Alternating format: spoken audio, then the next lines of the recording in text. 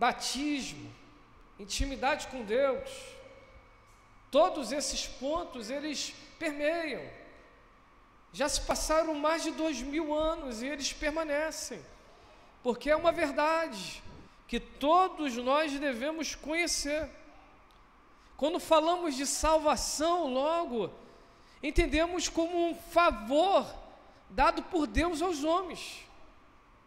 Acredito que por mais que o homem tenha um intelecto positivo, interessante, tenha uma cultura assim múltipla, conhecedor de todas as áreas das ciências e até mesmo conhecedor de outras culturas, de outros povos, esse homem, ainda que seja muito capaz, ele sozinho não seria capaz de se salvar. Porque a salvação que estamos falando aqui não é a salvação de um problema que surgiu no dia a dia, um probleminha da nossa caminhada comum. A salvação que estamos falando aqui é a salvação do peso, da amarra, do pecado que estava sobre o homem. A Bíblia diz em Romanos capítulo 3, 23, que olha, todos pecaram. E Romanos 6, 23 diz que o salário do pecado é a morte. Essa realidade foi tão terrível para a vida do homem, o pecado amarrou tanto o homem, que esse pecado acabou separando o homem de Deus. Deus não queria separar da sua criação, dos seus filhos, das suas filhas, mas o pecado veio como um divisor, como um muro de separação. Isaías 59, 2, eu gostaria de ler com vocês, Isaías 59, 2,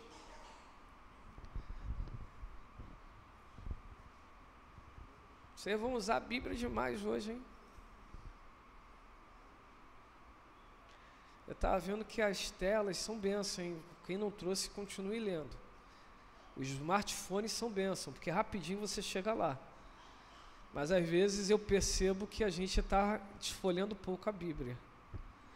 Então vamos embora exercitar esse trem aí. A Bíblia é o seu manual de fé e prática. Ó. É interessante que quando nós conhecemos a nossa Bíblia, pastor Cláudio Belo, Belinho, Ferraz, Suri, Claudeci, Celinha, Lília, Dayana, nós somos tão íntimos com a nossa Bíblia, que parece quando fala assim, Isaías, a gente já vai lá e... Isaías. É estranho isso. Se der outra Bíblia, você fala, e agora? Mas a nossa Bíblia parece que o dedo já está assim, ó. Qual? Tá, pronto. Desembanha a espada, os embaixadores. Pá. Então, Isaías 59, 2 diz... Eu vou ler na versão da tela porque que está em casa, mas você acompanha aí na sua versão. Diz assim, no entanto, são as vossas maldades que fazem separação entre vós e vosso Deus. Os vossos pecados nublaram e esconderam de vós a face do Senhor. Por isso ele não lhes dará ouvidos.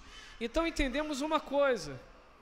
O pecado, ele fez essa separação entre nós e nosso Deus.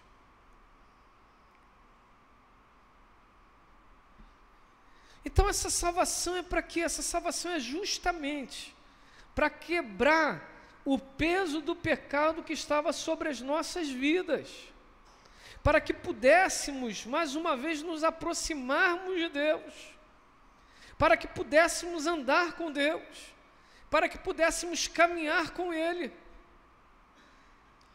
No livro do Gênesis, o pecado pegou forma no ser humano, mas a sua origem foi lá no céu.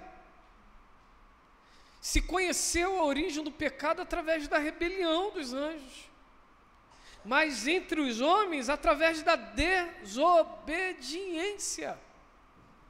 Por isso que toda desobediência tem uma raiz maligna. Gravaram isso? Repitam assim comigo: toda desobediência tem uma raiz maligna.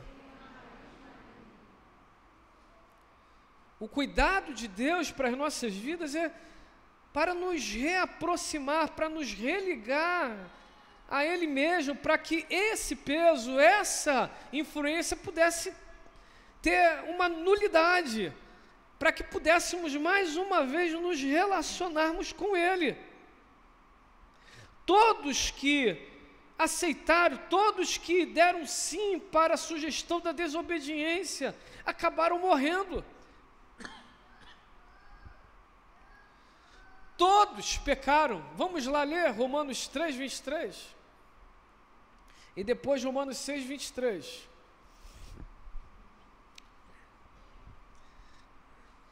Porque um pecou e destituído está da glória de Deus. É isso que está na tua Bíblia? O que está na tua Bíblia? Todos pecaram. Agostinho tinha um pensamento muito interessante, o que a Igreja Católica chama de Santo Agostinho. Mas independente da Igreja chamar de Santo Agostinho e nós protestantes chamarmos de Agostinho, e na teologia nós aceitamos o Santo Agostinho como reconhecimento não da sua santidade, mas do teólogo que ele se tornou. Depois de Paulo, sem sombra de dúvidas, Agostinho foi o cara que sistematizou a salvação para a compreensão humana. Então a raiz da teologia cristã vem muito do pensamento de Agostinho. E Agostinho, que era um homem promíscuo, um dia com a alma azeda, pensando várias coisas erradas, ele teve um encontro com o Senhor em uma rua escura, e a vida dele nunca mais foi a mesma. E esse Agostinho dizia o seguinte: duas verdades que entendo. Primeiro, o homem tem um vazio no coração que é do tamanho de Deus. Ele dizia o seguinte, que todos os homens possuem esse vazio. Os mais capazes e os menos capazes. Os mais intelectuais e os menos intelectuais. Os mais prontos e os menos prontos. Todo homem. Isso significa dizer que, a começar de nossa casa, todo mundo que está lá precisa de Deus. Todo mundo precisa dessa salvação. Segundo o pensamento de Agostinho, que eu acho que é maravilhoso, a sistematização sobre a transmissão do pecado. E ele fala o seguinte: o casal pecou no Éden, e nós vemos já na criação dos seus filhos, ou na vida dos seus filhos, a transmissão do pecado e a multiplicação dele. E o mais interessante, sempre desembocando na morte. Porque quando há o pecado pode sim fazer o ser humano morrer carnalmente. Mas quando você peca, a primeira consequência é a morte espiritual. Existem três mortes. Existe a morte física, existe a morte espiritual, que a salvação pode resolver isso, mas existe também a última morte, que é a morte eterna, que é a separação de Deus para todo sempre. Gravaram isso? Três mortes: morte física, morte espiritual, que o pecado gera isso, e a morte eterna, que é uma vida longe de Deus, acaba ganhando uma eternidade afastado de Deus. E Agostinho diz o seguinte, que a transmissão do pecado é tão interessante que no ato da concepção, o DNA que está ali, marcado com a semente do pecado, de alguma maneira ele consegue transmitir isso. E é um pensamento tão interessante que ele justifica da seguinte forma: ninguém será condenado se não tiver um entendimento sobre o pecado, porque o pecado está aí, Romanos capítulo 5, mais uma vez compreendendo o pecado tem um peso que gera morte. Então o tempo da inocência não é um tempo de sentença. Mas depois na idade do entendimento, vem também a compreensão de se posicionar. Então a criança que não tem o entendimento, o pecado não tem efeito, mas não significa dizer que não esteja ali.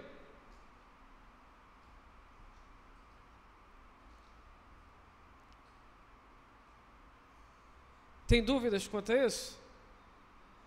Eu tenho meus filhos, eu vou falar para minha casa, não faz, não toca, vai dar problema. E mais interessante, Romanos capítulo 5, o que estabeleceu a efetividade e logo a consequência quanto ao pecado foi justamente isso, um limite dado, não comerás.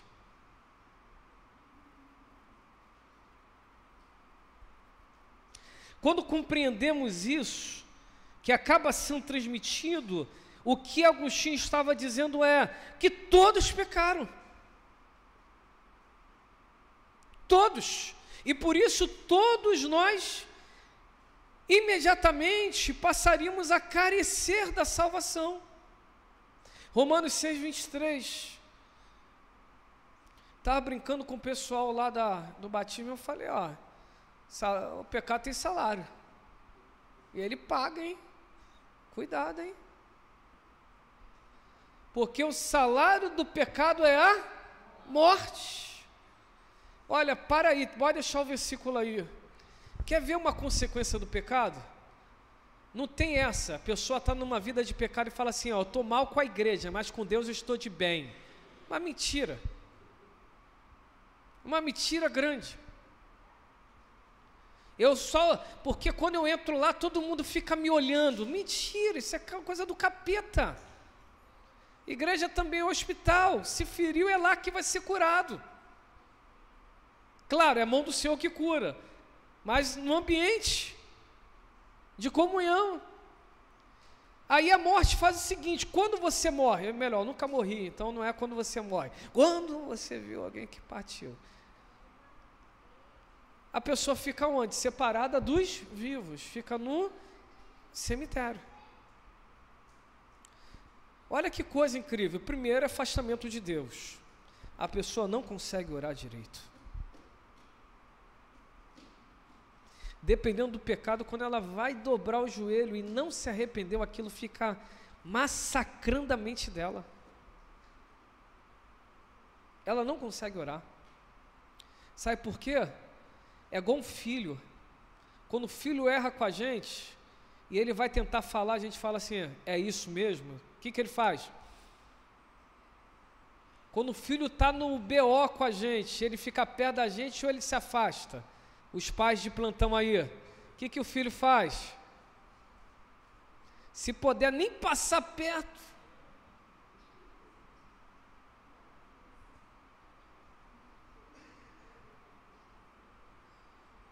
Acho que o filho pensa assim, se eu passar perto vai sentir o cheiro do que eu fiz. Vai dar problema. Vai dar problema isso. O pecado te afasta de Deus. Mas sabe outra coisa maravilhosa? O pecado te afasta de pessoas que você ama.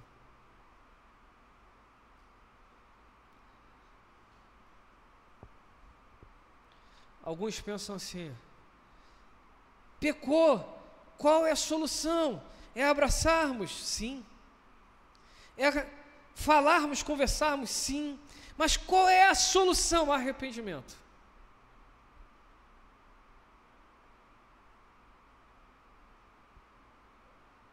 Se não tiver arrependimento, qualquer ação, infelizmente, não vai resolver, só vai piorar.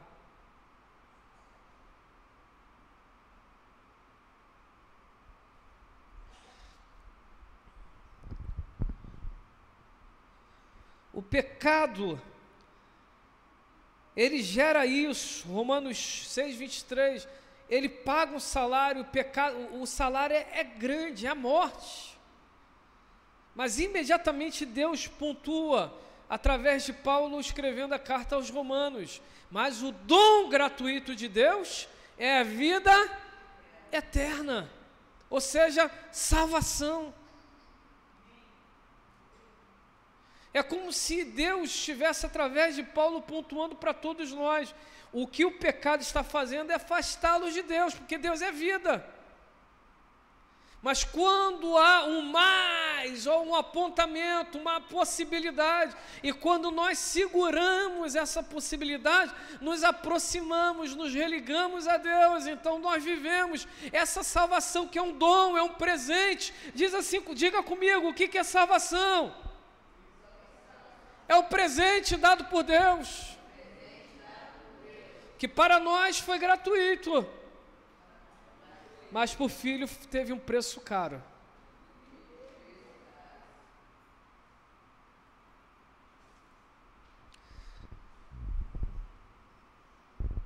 Eu acredito, de verdade, que essa salvação só podia ter vindo de Deus para o homem. Longe aqui de entrar em pormenores, até porque eu não terei tempo para isso, mas eu acredito firmemente que se tem algum peso do homem para a salvação, é o mínimo.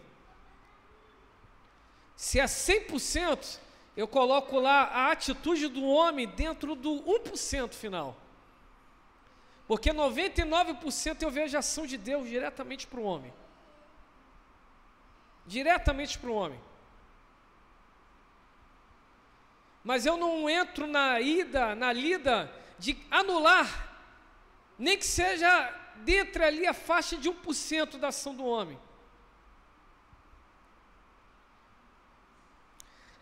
Acredito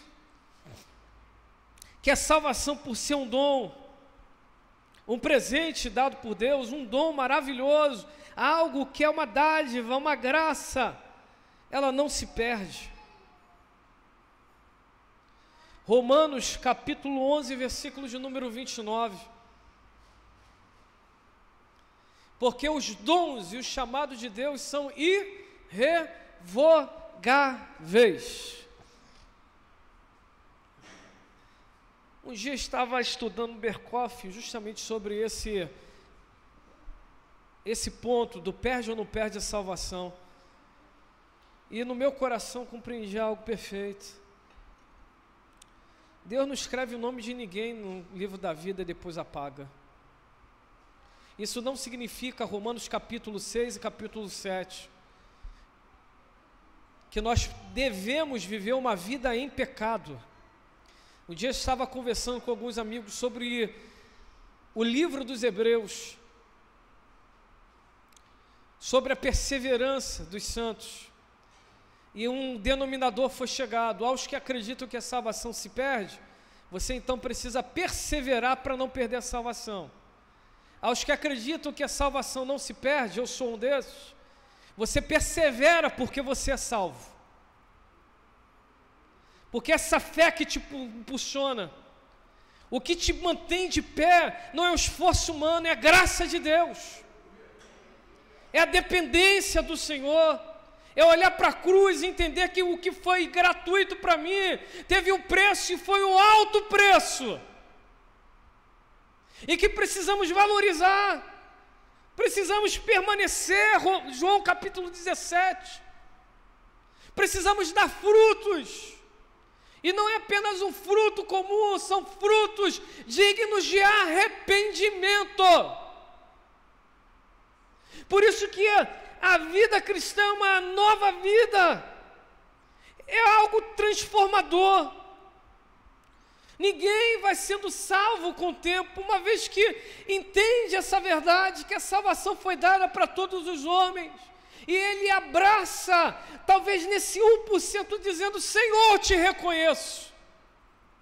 Um dia falaram assim: por que você não fala te aceito? Eu falei: é minha coisa, não tem grilo não, quiser falar, quem aceita Jesus também é contigo. Mas eu acredito que o homem não tem como aceitar Deus, no máximo ele pode reconhecer a obra.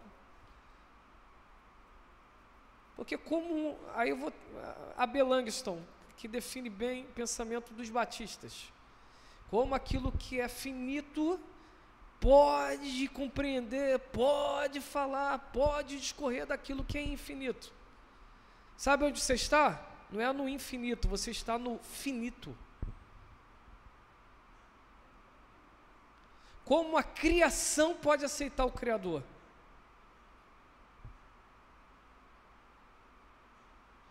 Quem é o Criador aqui? Então eu reconheço a obra salvífica.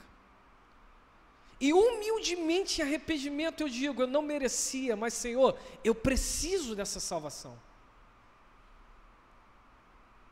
Eu não tinha condições, agora compreendendo, olhando as minhas misérias, eu entendo que tudo aquilo que fiz foi movido não por ser bom ou mal, mas no sentido movido pelo pecado. Toda a decisão entre te agradar e não agradar, sem a salvação eu tendenciava em não te agradar, porque a obra, aquilo que o pecado estava gerando em mim, sempre pendurava para o erro. Mas quando eu recebi a salvação, eu recebi a possibilidade de dizer não. E hoje o pecado pode estar aqui, tentando me seduzir, mas eu hoje tenho a possibilidade, por mais que eu esteja ali, quase indo, mas eu tenho a possibilidade de dizer assim: eu sou nova criatura, eu não vou fazer mais isso. A salvação te deu o poder de dizer não. Quando você foi salvo, João capítulo 1, versículo de número 12, você recebeu uma paternidade, e essa paternidade é poder. Mas a todos quanto os receberam, deu-lhes o direito de se tornarem filhos de Deus. Em algumas versões, na NVI e na revisada está, deu-lhes o poder de se tornarem filhos de Deus, ou seja, aos que creem em seu nome.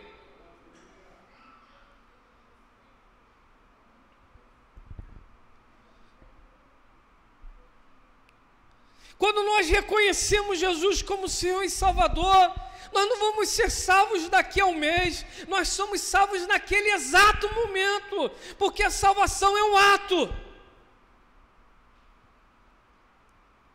E é um ato tão difícil. Quando fala assim, quem quer reconhecer Jesus?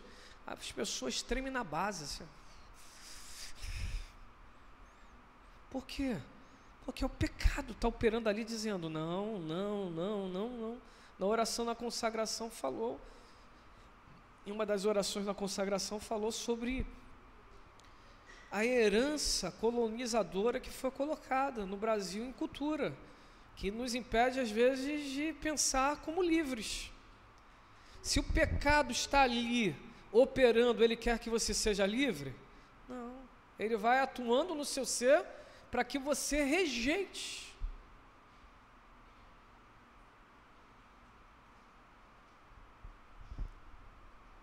A salvação é um ato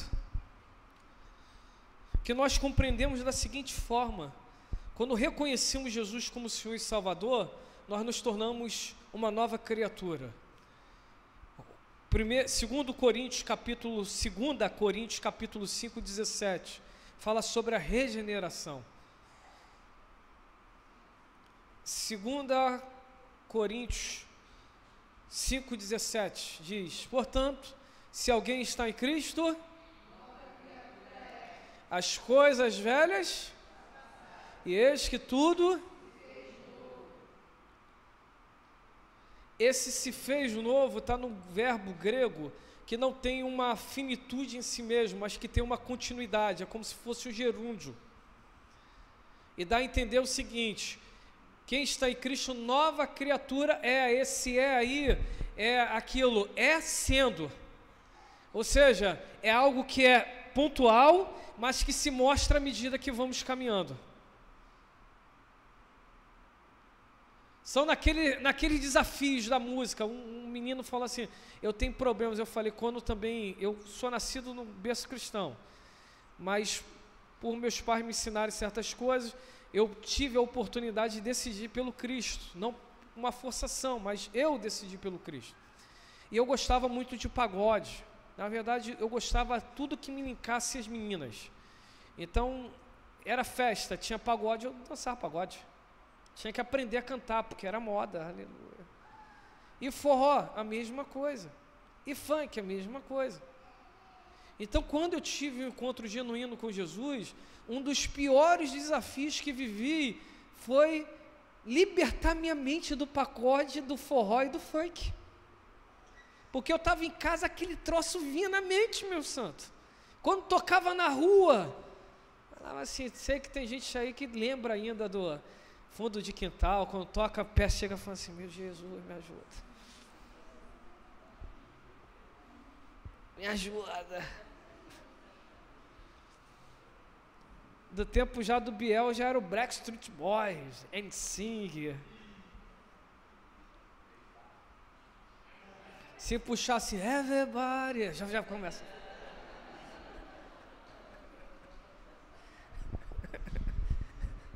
São fases, né? Que coisa. Eu não tive dificuldade para outras coisas, mas para música só Jesus.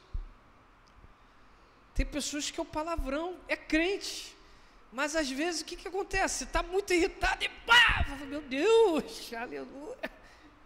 Não significa dizer que não é cristão, significa dizer que ainda tem coisas que estão sendo transformadas.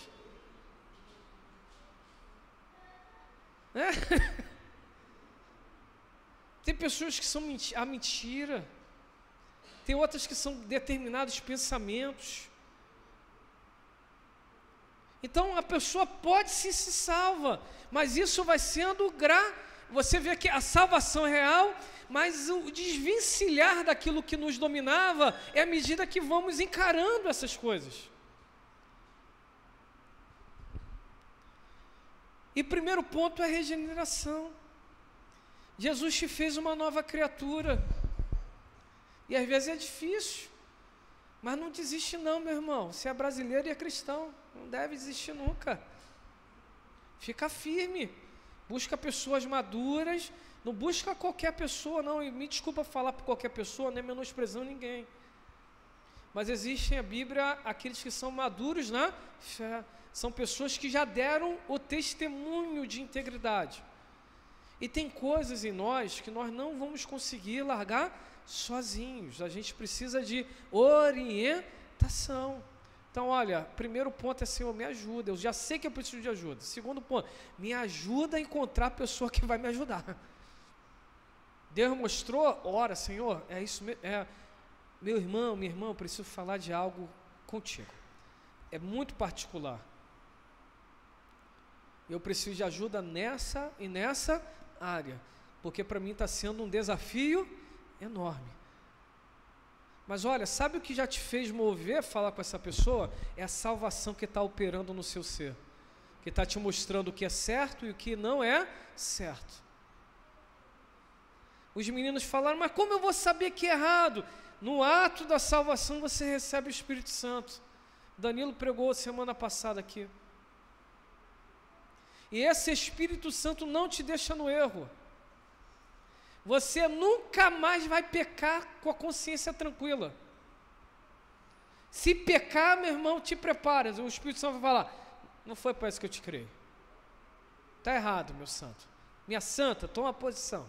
Larga esse negócio, isso não é para ti. E não dá. Ninguém precisa falar nada. O Espírito Santo já está ali falando. Está errado. Ajuste esse ponteiro.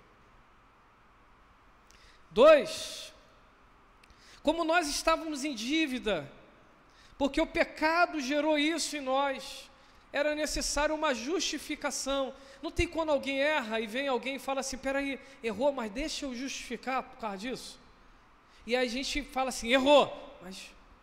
Então, nós não podíamos nos justificar. Por isso que Deus teve que atuar e dizer assim, vou resolver esse negócio. Romanos capítulo 5, versículo de número 1.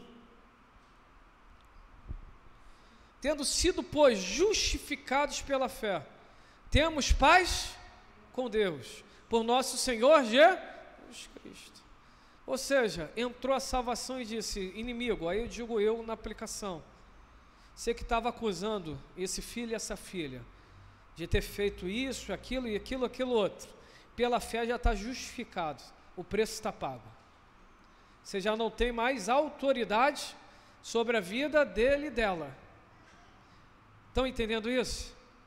Olha como a salvação é maravilhosa. 3, que eu preciso correr aqui. Quando orarem, ore por mim, que eu estou me perdendo em horário direto. Então peço desculpa à igreja, mas vou correr aqui. Eu estou realmente... Nós somos santificados, e esse é um ponto interessante, porque a santificação, ela vem com a salvação, mas ela se mostra à medida que vamos vivendo. Se nós compreendemos que a salvação é um ato, nós compreendemos abertamente que a santificação é uma constante, é uma evolução, é dia após dia. Entenderam agora? Porque tem coisas que a gente larga rápido, e tem coisas que... Porque não é no nosso dia a dia, a gente descobre à medida que vamos vivendo. Então dizem que a santificação é um processo. Nós estamos nos tornando como Filho de Deus, o nosso Senhor e Salvador Jesus Cristo. E está lá em 1 Pedro 1,16. 1 Pedro 1,16. Pois está escrito: sejam santos, porque eu sou o santo. Sejam santos. Esse ser santo é à medida que vamos vivendo. Quando nós somos salvos, não tem como retrocedermos. Nós jogamos o retrovisor fora, porque a partir daquele momento é de glória em glória. Nós vamos sendo transformados conforme a imagem do Filho. Mas olha, quando chegarmos a um ponto maravilhoso, a Bíblia fala, tem muita gente que tem medo do Apocalipse, que fala assim: vai ter besta, vai ter aquela mulher noiva no deserto, vai ser antes da tribulação, depois da tribulação, e o milênio vai ser, como vai ser esse negócio, pré-milenista, milenista e pós-milenista, que negócio é esse? Eu resumo da seguinte forma: o lindo do Apocalipse não é a derrota da igreja, é a vitória da igreja. Porque o Apocalipse fala sobre a volta do Cristo. Nós chamamos de parousia. E o que é parousia? A volta visível de Jesus. Tem gente que foca tanto na besta e esquece que Jesus vai voltar. Nós somos inclinados a problematizar o que não é problema. Apocalipse é um livro lindo que fala sobre a vitória da igreja, que pontua sobre as dificuldades, mas que mostra que no final de tudo Ele enxugará dos nossos olhos todas as lágrimas. Todas as lágrimas.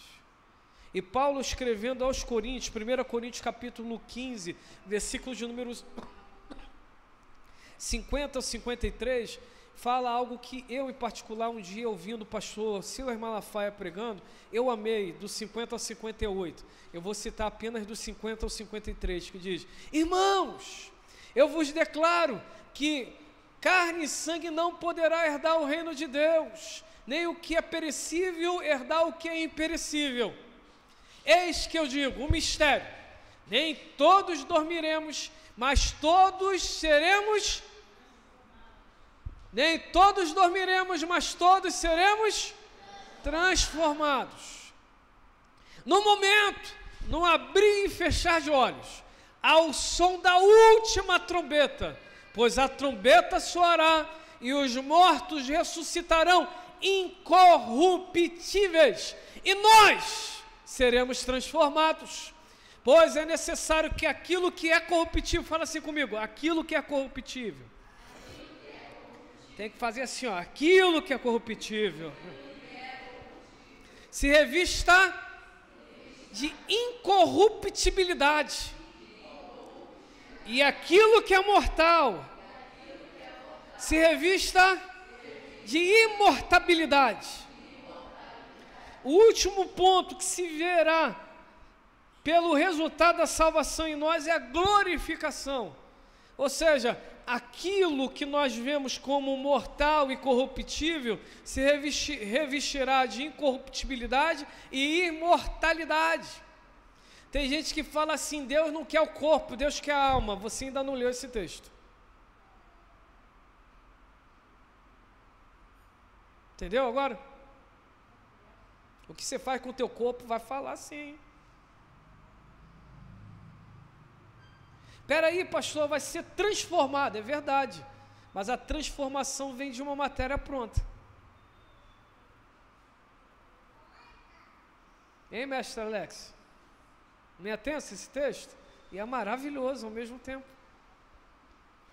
E a verdade que está aqui é: aquilo que o pecado gerou tantas dificuldades, tantas divisões, receberá um revestimento. E só poderemos receber esse revestimento por quê? Porque fomos salvos.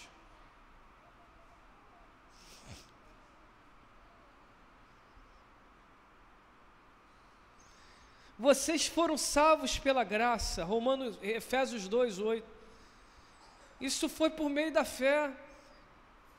Isso não vem de vocês, é dom de Deus, é dom, olha o termo, dom de Deus. Nós, termino dessa forma, não devemos negligenciar tão grande salvação. Hebreus capítulo 2, versículos de número 2 e 3. Nós não devemos desprezar, negligenciar essa tão grande salvação, porque se a mensagem transmitida por anjo provou a sua firmeza e toda transgressão e desobediência recebeu a devida punição. 3. Como escaparemos se negligenciarmos tão grande salvação? Essa salvação primeiro anunciada pelo Senhor foi nos confirmada pelos que a ouviram. O termo que eu quero que gravem é: não devemos negligenciar essa tão grande.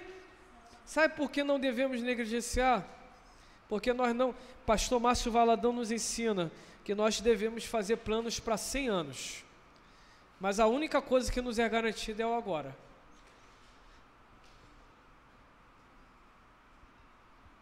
Acerte o teu ponteiro com Deus. Um dia me falaram assim: pastor, como eu vou ter certeza da salvação?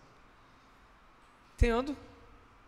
Mas como ter certeza da salvação? Tendo. Mas como esse negócio? O Espírito que está em você testifica com o teu Espírito que você é salvo. Mas como é isso? Ele fala para você que você é filho de Deus. Mas como é isso? Meu irmão, pode ser que você precise se encontrar com Deus. Todo salvo tem certeza da salvação.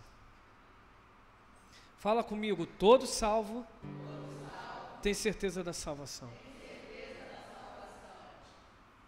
Todo salvo tem certeza da salvação.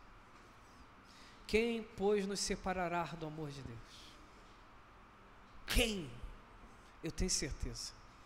Ninguém pode me separar. Mas quando chega a esse ponto, aí é a maturidade cristã. E como se entende a maturidade? Caminhando com Jesus. E cabe uma outra pregação em outro momento, de repente ano que vem, que eu acho que no domingo de manhã essa foi minha última pregação de 2022. Deus está dando mais pessoas e tem que ser usado essas pessoas. Então olha, guarda o seu coração, fica firme. Algumas verdades aprendemos aqui, o resumo terminando. A salvação foi dada por Deus aos homens.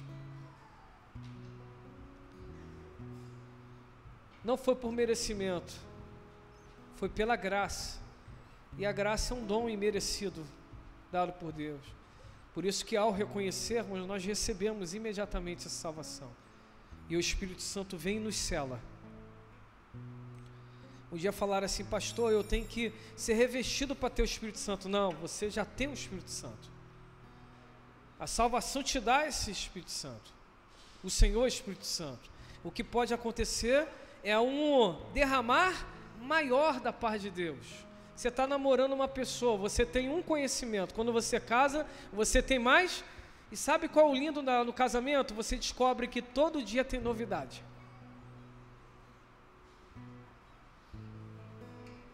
Então, quando você anda com Deus, tem sempre mais. Sempre mais. Jonathan Edwards, pastor Jonathan Edwards, pastor Cláudio Beado, falava muito isso. Que vira e mexe ele vivia batismos de Deus nele. E que a eletricidade passava pelo amor que era derramado de Deus sobre a vida dele através do Espírito Santo. C.H. Spurgeon, príncipe dos pregadores batistas, dizia que também, vira e mexe ele vivia esse derramar de Deus. Se derramar. O Espírito Santo é um oceano profundo. Quanto mais você mergulha, mais tem. Mas se eu mergulhar muito, eu vou morrer. Mas essa é a intenção. Você precisa morrer para o mundo, para descobrir as riquezas de Deus.